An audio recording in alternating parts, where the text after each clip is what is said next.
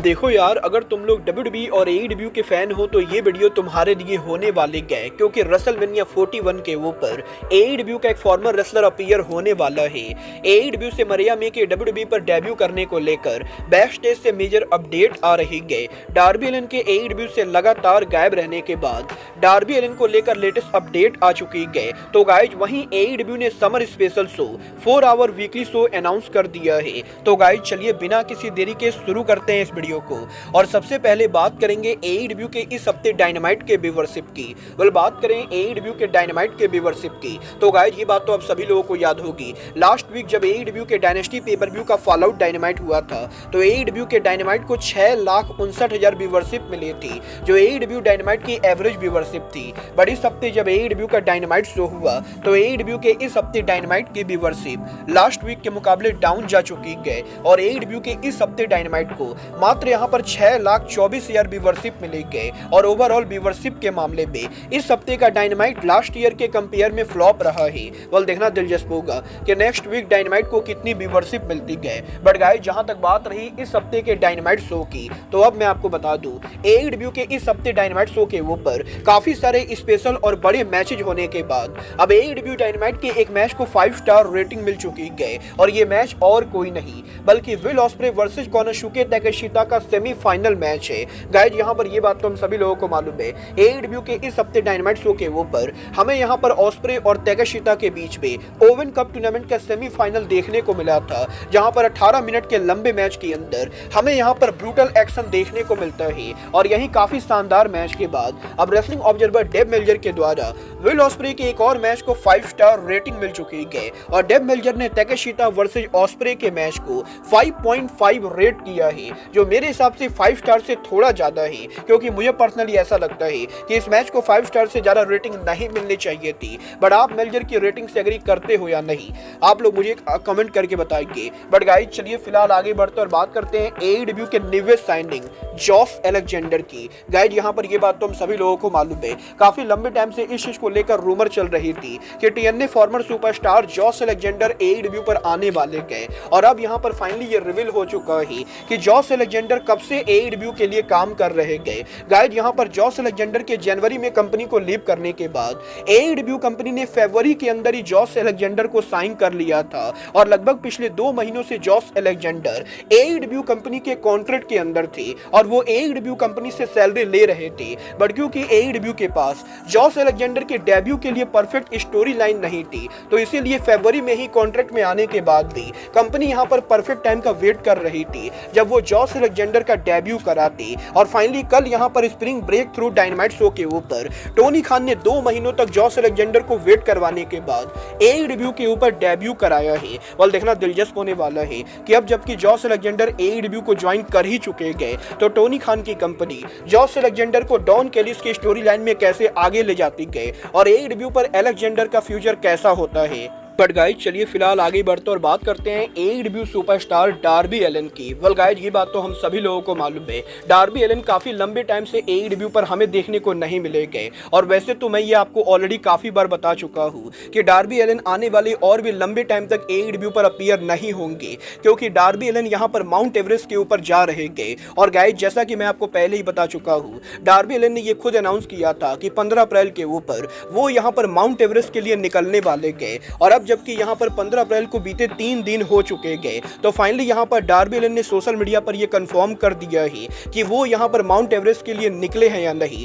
Guys यहाँ पर इस हफ्ते डार्बी एलिन ने ऑफिशियली माउंट एवरेस्ट के ऊपर से उनकी पिक्चर्स को शेयर किया है। और जैसा कि आप इन पिक्चर्स के अंदर देख सकते हो, डार्बी एलिन सच में यहाँ पर माउंट एवरेस्ट के लिए निकल चुके गए और वो यहाँ पर उनकी पूरी टीम के साथ माउंट एवरेस्ट के ऊपर जा रहे गए। और देखना दिलचस्प होगा कि अब यहाँ पर आने वाले 2 महीनों तक डार्बी एलिन की माउंट एवरेस्ट की चढ़ाई करने के बाद जब वो वापस आते गए तो उनकी फिजिकल कंडीशन कैसी होती गए, क्योंकि एक चीज तो क्लियर है कि 2 महीनों तक माउंट एवरेस्ट पर जाने आने के बाद डार्बी एलिन की बॉडी की हालत खराब होने वाली गए। और ये देखना दिलचस्प होगा कि 2 महीनों बाद जब डार्बी माउंट एवरेस्ट से वापस आते गए तो क्या यहाँ पर डार्बी एलिन रेसलिंग करने के कंडीशन में रहते हैं या नहीं, और क्या यहाँ पर ऑल इन के ऊपर डार्बी एलिन की इन्वॉल्वमेंट होती है या नहीं।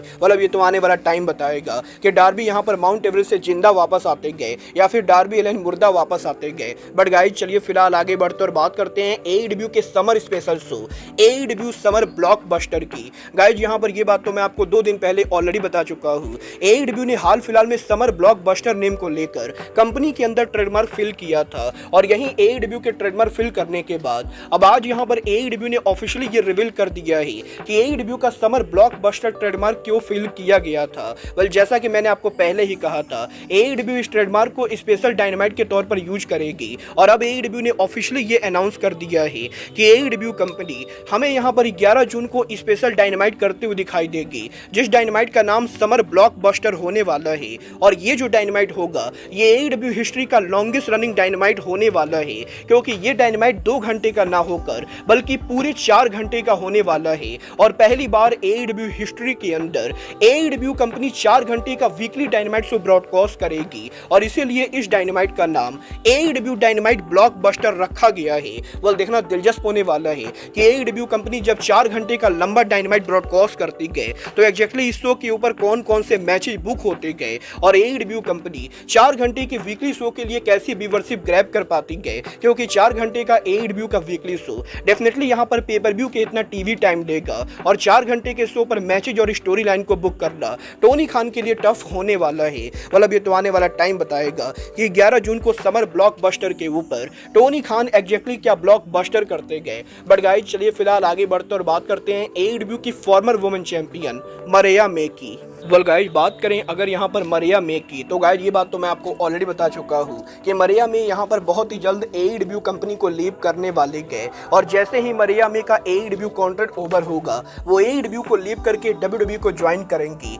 क्योंकि ये यहाँ पर हमेशा से मरिया मे का सपना था कि वो WWE सुपरस्टार बने। और AEW में काम करके मरिया मे के पॉपुलर होने के बाद मरिया मे फाइनली AEW से मिली पॉपुलरिटी को यूज करके WWE के ऊपर जा सकती गए। बट गाइस यहाँ पर मरिया मे के AEW में फ्यूचर क्या होगा, अब इसको लेकर बैक स्टेज से मेजर अपडेट आ रही गए। गाइस यहाँ पर AEW के बैक स्टेज से ये अपडेट आ रही गए कि मरिया मे ने ऑलरेडी AEW कंपनी को ये बता दिया है कि वो AEW को लीव करना चाहती गए और AEW कंपनी के द्वारा मरिया मे को न्यू कॉन्ट्रैक्ट ऑफर करने की कोशिश की गई थी। बट मरिया मे ने ऑलरेडी ये क्लियर कर दिया है कि वो कंपनी के साथ न्यू कॉन्ट्रैक्ट साइन न करके बल्कि AEW को लीव करना चाहते गए। और AEW के रेवोल्यूशन पेपर व्यू के ऊपर मरिया मे ने टोनी स्टॉर्म के साथ जो मैच रेसल किया था, उस मैच को रेसल करने के बाद ही मरिया मे ने कंपनी को बता दिया था कि वो यहाँ पर अब आगे कंपनी पर काम करना नहीं चाहती गए और वो AEW को लीव करके WWE को ज्वाइन करना चाहती गए। और इसी रीजन की वजह से मरिया मे को टेलीविजन से ऑफ कर दिया गया है,